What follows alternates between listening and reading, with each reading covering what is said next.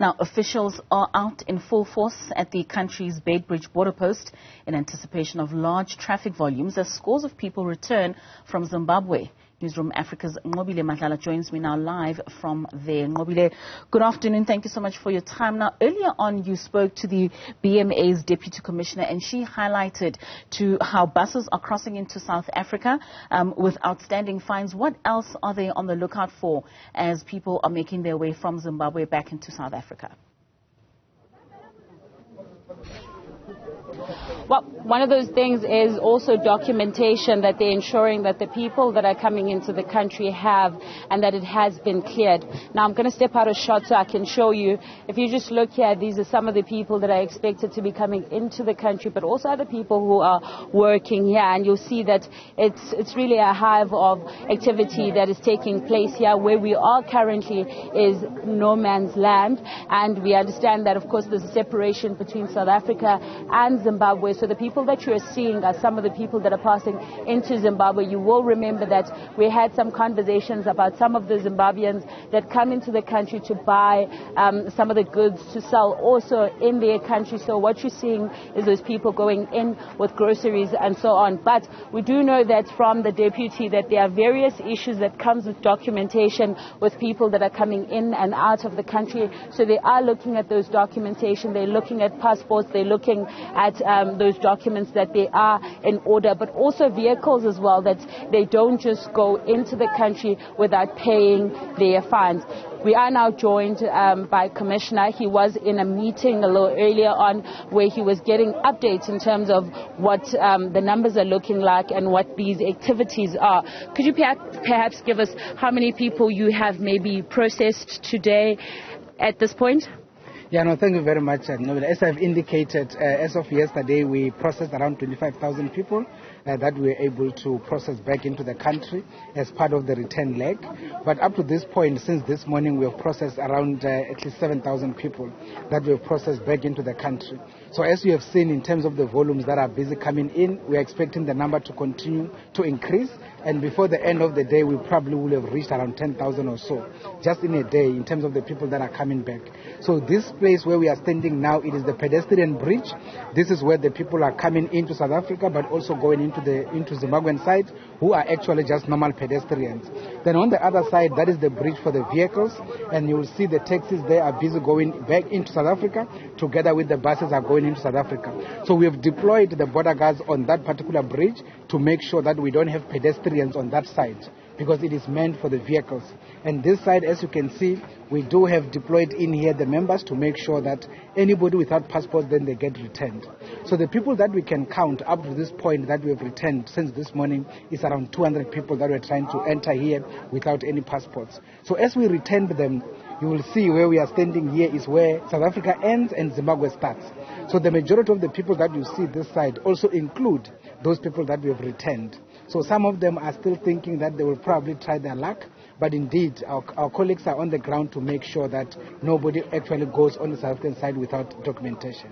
Where we are also standing, Commissioner, is where the river goes underneath, which has been seen to be problematic because that's the area that's used to also illegally get into the country.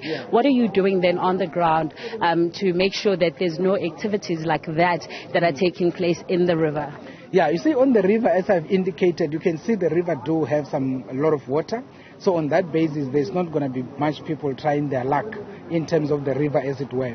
However, we do have the people that are deployed on the other side, on the river, on the ground, together with its SNDF, together with members of the SNDF. And the intention for that deployment is to make sure that they intercept any person who tries to even go through the river into the other side. So that deployment is there, and that deployment is very much active. So from here, we are going to go to the borderline and be able to look at those particular deployments that we have made to make sure that we intercept anybody who will try with the river. But because of the volume of the water that is there, we don't think people will want to take those chances. And Commissioner, what we've also noticed is that there's some vehicles and people that are wandering around this river. Are those the people that you are concerned about? No, indeed. Those are the people who are the facilitators of the people that had to be put on some sort of boats so that they kind of try to bring them into the country illegally. So the reason why you will see there's no movement is because they are aware that our deployment is on the ground, and therefore if anybody tries to cross, even through a boat, the border guards as well as the SNDF will be able to intercept them. And that is why you will see there's no any activity. Would you call this a syndicate of some sort? It's not necessarily syndicate in the complex part of it. These are just ordinary facilitators. These are the people who actually will sit there and get people who don't have documentation, who would want to come into South Africa, and then they facilitate them into South Africa, as it were. So to them is some sort of employment because they charge for them to facilitate those people. But because of our deployment, they are not able to do any of those activities. So that's the essence.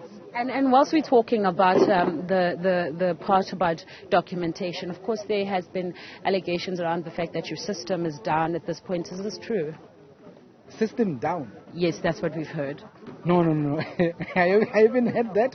Our immigration officials are that side on the ground. They are busy processing the people as we speak through the EMCS, which is the Enhanced Movement Control System, as well as the Biometric Movement Control System. Unless if there is something that I do not know. But I have just been to the colleagues and they have never indicated the system being down. Thank you very much, Commissioner, for that. Well, the Commissioner there just speaking to us about, of course, the movements that's taking place.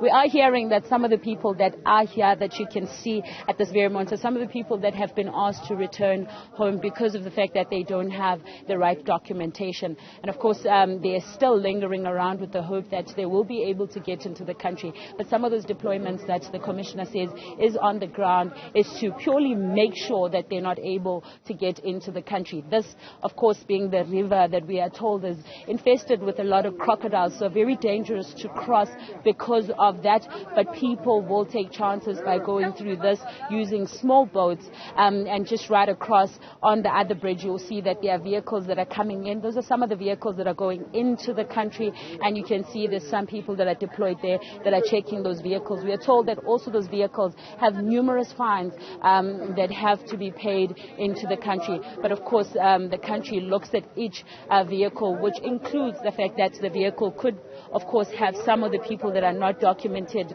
accordingly that are in that vehicle, and the vehicle will then have to be charged, and they calculate those fines accordingly. But of course, they are monitoring those, and the operation is just to check that all these borders, that everything on the ground is working, and they're saying that the system as well is currently working. We had heard some of the people that were here just arguing that the system is not as fast as it's supposed to be, and that All right, that's Nqobile Madlala out in no man's land on Beitbridge, speaking there to some of the BMA officials with